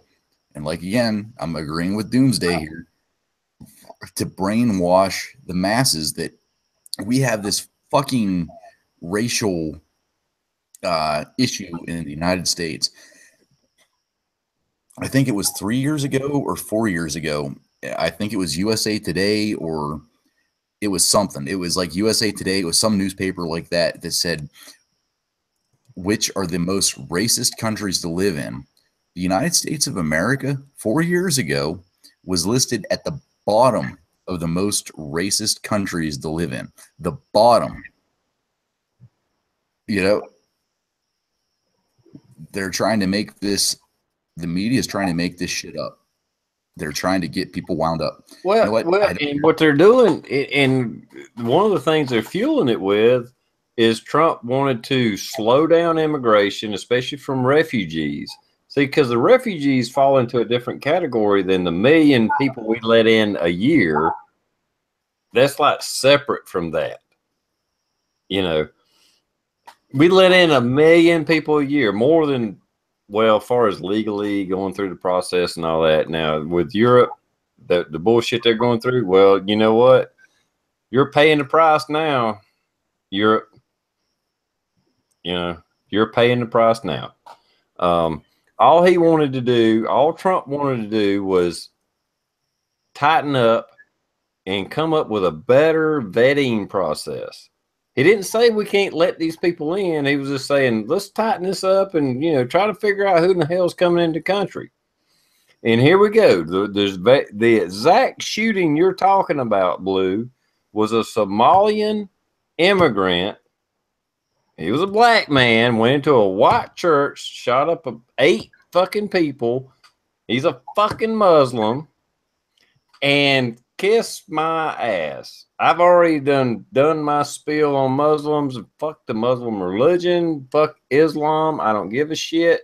You can hate me. You can unsub me. I don't give a fuck. Okay? Islam is a religion of hate.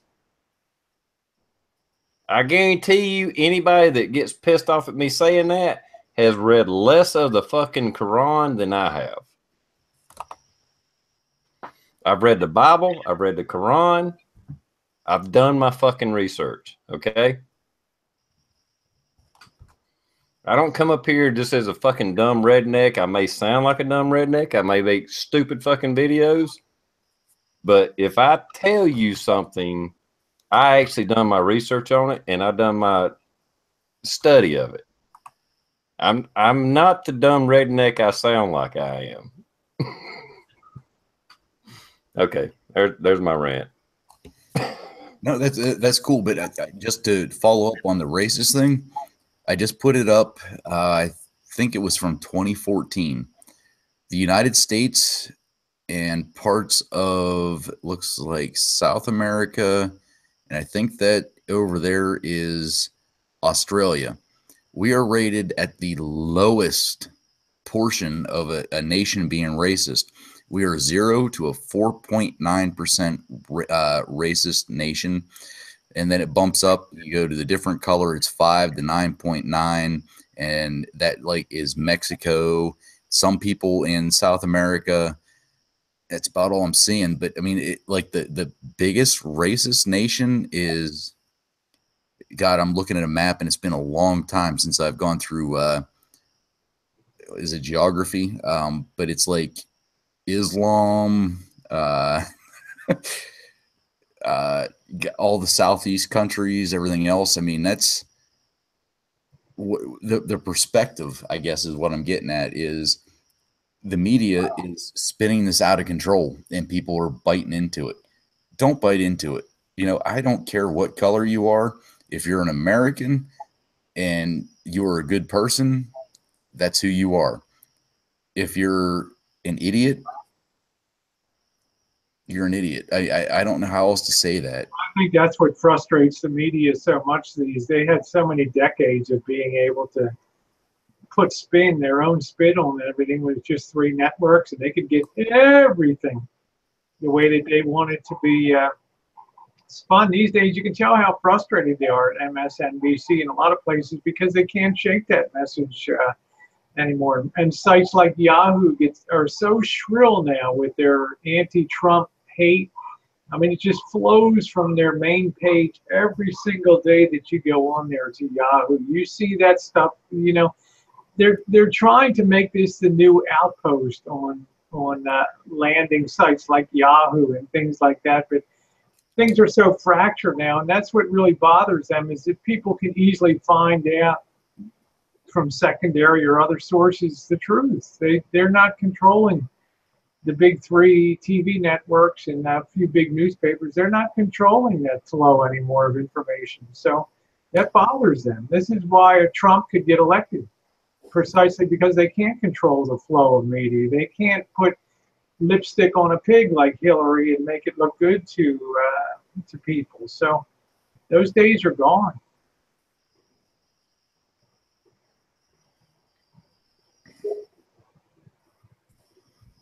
I don't know. I'm sick and tired of the small masses making the biggest problems. Whenever I really do, I really do think that most of us as Americans, as patriots, we are all together. No matter what country you came from, no matter what color our skin is, we're all patriots. And these little shitheads that want to start this stuff, which TR, I know you saw the post today. I know you saw it with the November 4th, with the people blocking the goddamn freeway. You know, I did some research on it. I couldn't find a lot, but that post today with them blocking that freeway, was it in California with November 4th? What did it say? November 4th. It begins. Yep. November 4th. It begins. And that's this Antifa fucking retards. And yes, you guys are fucking retards. You know, bring it. I hate saying it like that. Bring it, because people will die. I mean, people, if it happens, good people will die. Innocent people will die. And I hope it does not get to that. But God damn it. If you guys want to bring it, get ready. That was the whole reason of that little goofy video I did. And it was goofy. I was, grinning and chuckling and whatever. And it wasn't because of the subject matter. I was just like really happy shooting that little subcompact, technically a pistol with a shoulder, rig on it. And, and I interjected some seriousness to it.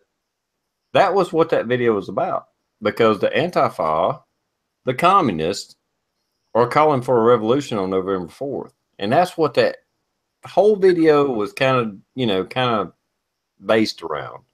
And I was just, that's another reason I was so,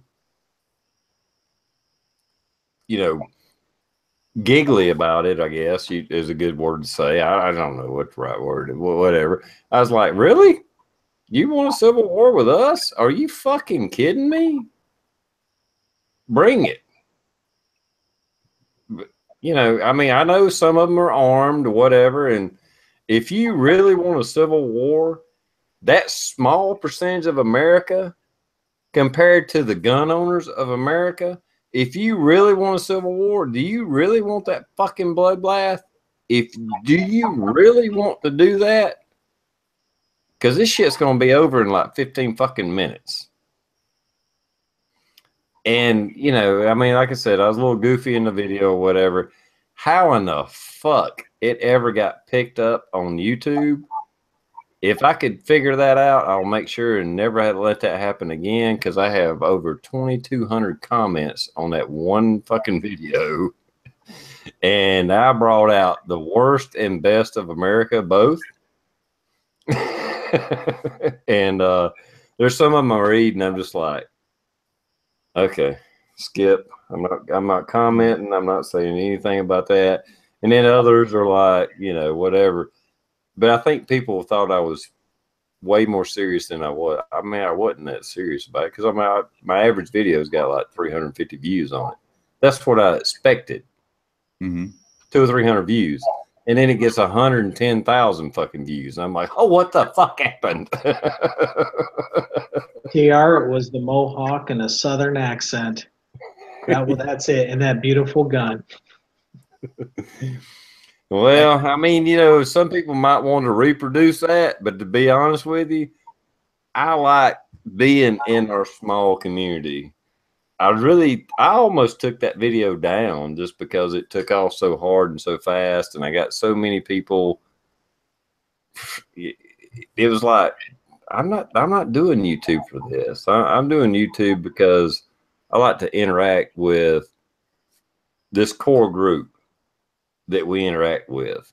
I want to talk to Blue. I want to talk to Dirt Road Gun Show. I want to talk to Rob. I want to talk to Coda Boy. hell, Rosie, Daniel. You know, these are the people that I'm communicating with and I have a relationship with. These people that I don't fucking know that are making these wild ass comments and all that stuff. I don't really want to be that, because you don't make a living off YouTube, or at least I don't. And I've had so many insults and so many bad comments on that, but at the same time, I was like, you know, fuck it, I'm gonna leave it up. See, and the only thing is, I mean, we've all seen this on YouTube. We've all seen it on Facebook that November 4th, this is when this shit's going to happen. I'm not allowed to make comments about confidential information that I receive, but I do think that I'm allowed to make comments on confidential information that I have not received. We have not received anything that says get ready, stockpile. We haven't seen shit about November 4th on the government side, at least our small government side. So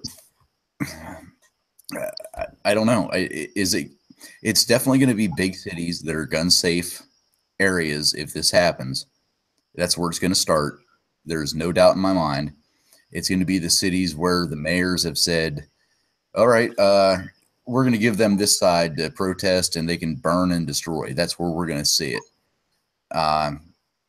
But you're going to see small pockets, I would say, in the smaller cities. Maybe if this is actually going to happen, small town USA, you're going to get fucking mowed down so quick, you're going to be a blip on the radar. So that's my input on it, I guess. I don't know how else to say it. Well, I think they're, see, the bigger protests you see, and Rosie could probably attest to this, maybe not. The bigger protests you see, especially with Antifa and the communists, a lot of those are not even in that area. They don't live in that area. They're bussed in, they travel, whatever. There's such a small percentage. I think they've even fooled themselves to think that they're a force to be reckoned with. And yeah. I'm not going to go look for a fight. I'm not going to go to downtown Greenville on November 4th armed looking for a fight. I'm not doing that. I'm going to let the police handle it. I'm going to let, you know, whatever they got to do. If it gets so far out of hand, it starts spilling over. And I don't think it's going to, because there's such a small, I really think there's such a small percentage, and there's such pussies, because well, first of all, they got a mask on. Most of the time they go out with a stick. Okay, let's just say 10% of them have guns. They're not going to get out of the area that they start at. They're going to be squelched really hard. They're going to be crushed wherever they start. I'm not saying they won't shoot some innocent people, that they might, kill some people. They may do that. This is why I want people to watch this video series I did on Berkeley on the channel, because you're going to judge the campus. You're going to judge the kids. I mean, we ate in the cafeteria with the kids. I mean, we spent time, and you look at the people on the campus there, which are predominantly Indian and Asian now. And these aren't the kind of people that you're going to see out on a protest in Berkeley, but you're going to be able to see the whole history there all the way back to the 1930s and stuff. And you'll be able to judge yourself. What TR says is true, in my opinion, is a lot of these people are professional agitators that graduated from there and look for chances to come back and raise a little hell again, a la the 1960s, to relive the glory days. And a lot of these people are professional, as Linda calls them, traveling circus show that comes to town to be a part of it. And you know damn well that Berkeley is going to be a focal point of that coming up. So you might as well get a really good sound education in that background. And I'll just also give this link over here in case y'all are of the mind to read. I did a 20-page blog on it that some of you may enjoy to get the whole backstory. And I'm just going to go ahead, if TR will just indulge me a second, because I have to I have to jump out of here in a minute. But you can get the whole. I wrote a whole thing from free speech to Antifa. Why Berkeley is America's protest capital, with pictures and all kinds of supporting documentation that you may enjoy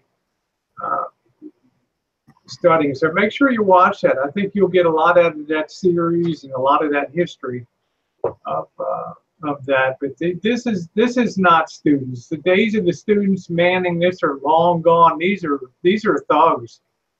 These are people that have a bigger agenda than just holding up protest signs. These are people that want to self-styled headbusters. And this is why I think they meet such strong opposition from the other side, because people know it's a front. People know it's contrived. People know it's just people bent on anarchy and destruction with no real message at all, but just want to jump in the middle of stuff because they got nothing better to do. So they're going to risk, like TR said, there's going to be people on the other side that are a hell of a lot tougher and a hell of a lot rougher. And you've seen it. If you've seen the video clashes in Berkeley in April and again in August, there are some really tough hombres controlling the situation down there. From, you may call them Trump loyalists or whatever, you may call them, decent Americans. But I'll tell you what, I think this Antifa is going to be in for, they're probably going to be run like pussies at the end of it, complaining to government that their rights were infringed to free speech and stuff. Just watch. But check out the series. I think that you'll definitely derive a lot out of that. It's 10 parts. And that's already happened. I mean, you've had Antifa, these communists trying to burn flags, and like bikers show up and jerk the flags out of their hand. And, like push them back, and then they go run behind the cops that they were actually protesting to start with. And they're like, look, they assaulted us. And those bikers and, ex-military and all that, they just buck up and say, you know what? You ain't burning the fucking flag in front of me. And the police were like, yeah, because whether people realize it or not, you can burn an American flag. That has been gone through court. There is a set rules of how you do that. And most of the time, when people just rip out a flag and light it up, it's actually against the fucking law. You just can't burn an American flag anywhere, anytime, for any reason. There is a set of fucking laws on the process of burning an American flag in protest of America. And they never get it fucking right. So I know a video I watched maybe like a year ago. These kids were trying to burn a flag, and these bikers showed up and they ripped the fucking flag away from them and fucking took it. And the kids run behind the cops and like, well, they did this and this and this. And the cops was like, did you have a permit to have a fire out here? Yeah. No. Well, no. Well, you ain't got a fucking leg to stand on.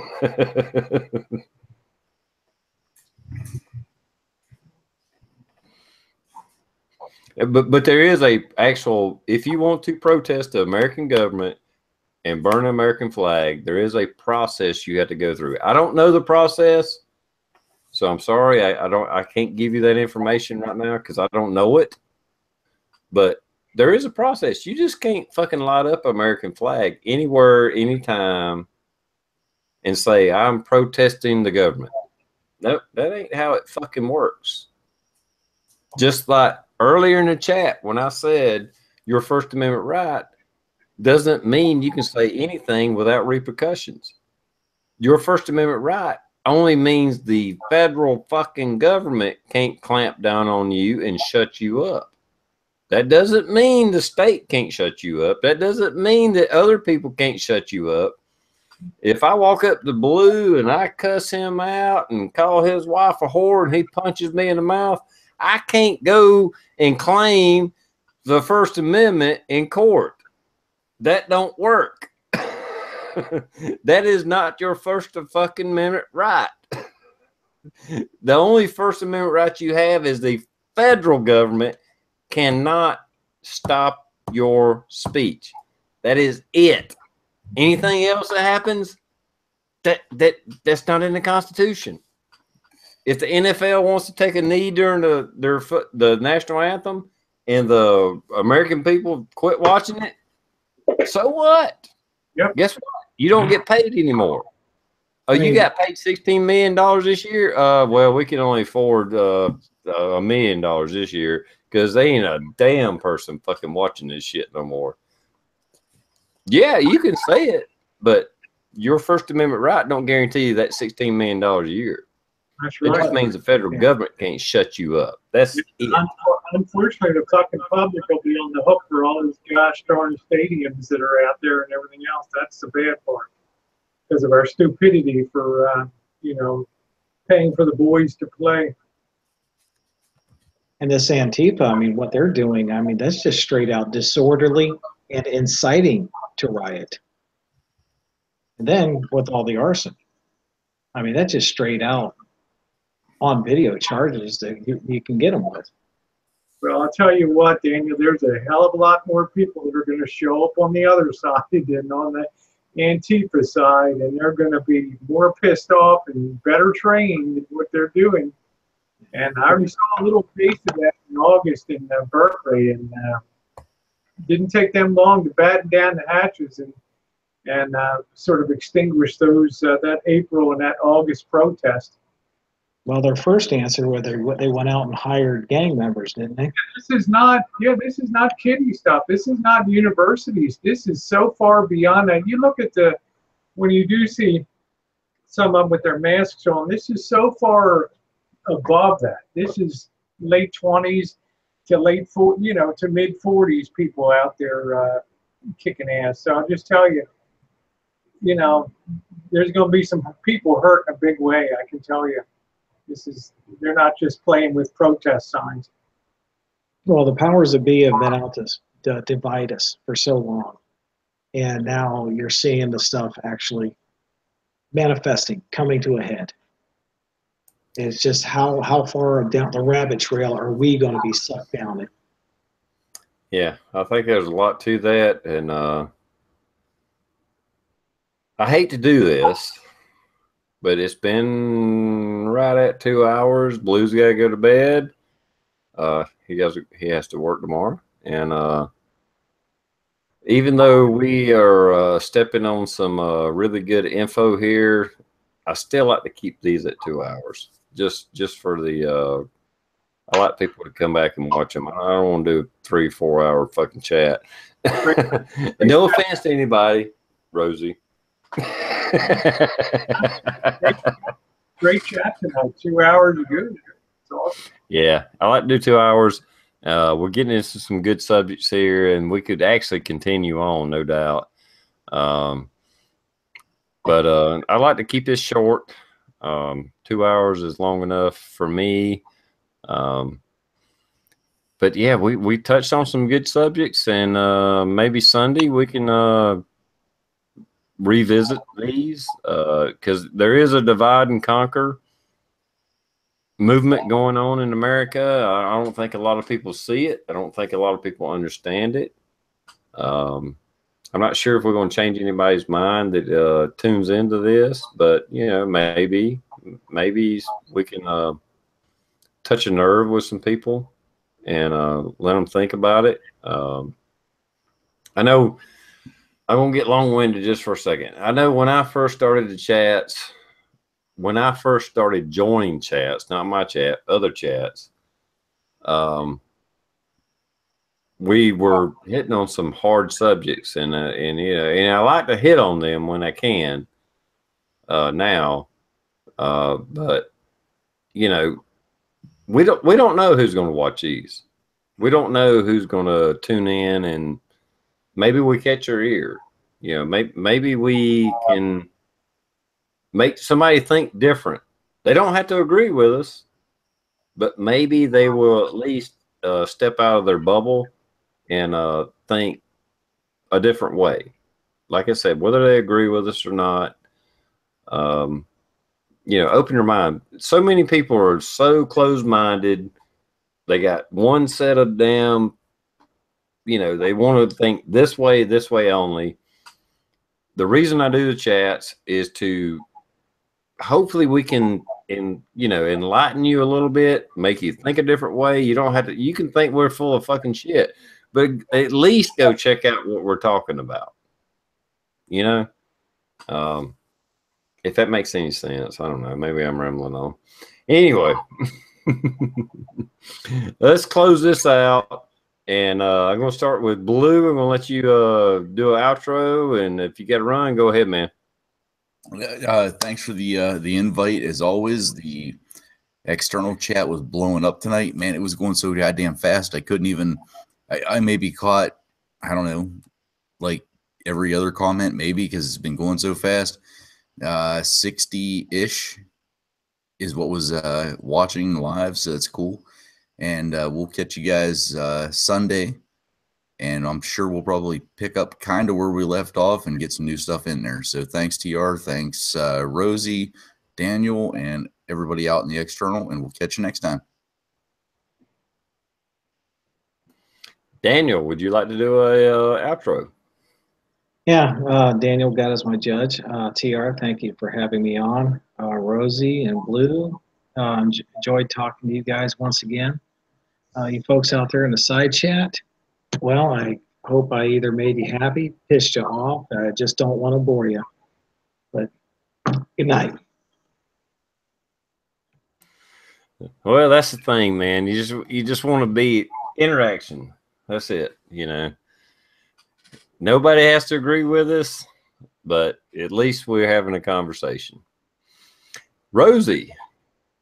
Another great chat. TR's like, I like to have a short chat. TR knows Rosie runs the 7 and 8 hour chats when I do them. They're always fun. If y'all want to join on a Saturday night, they're a blast. But thank you, TR. Side chat is amazing on your chat. It's a pleasure to be on with Daniel. Blue, stay safe. You know, think about you and the front lines out there, and worry about you sometimes too. Thank you, everybody. You know, I live in a hotbed of where a lot of this stuff occurs, and one thing I can guarantee is next time stuff hits the fan, I'm probably going to be down there with the cameras and everything, getting the first hand on that. I certainly got all the backstory there. I hope you have time to look at the playlist now.